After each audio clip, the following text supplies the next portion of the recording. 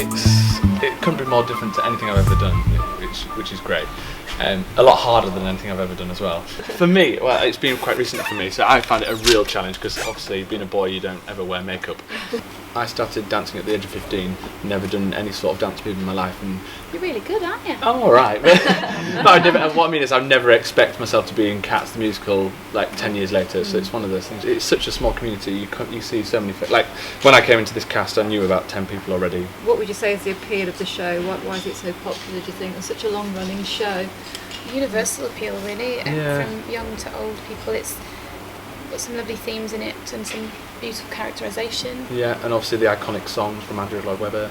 I think it has all the elements of a feel-good show. It takes you on a real journey. Yeah. There's people that come to see the show for the first time every night, and we do the same show 8 times a week, and it's a hard show, so you've got to maintain that level that you give every night, that everyone's paying for the first time. You've got to treat it like that.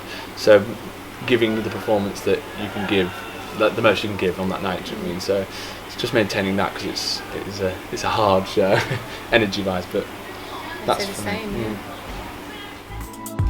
Brilliant. Great, thanks a lot.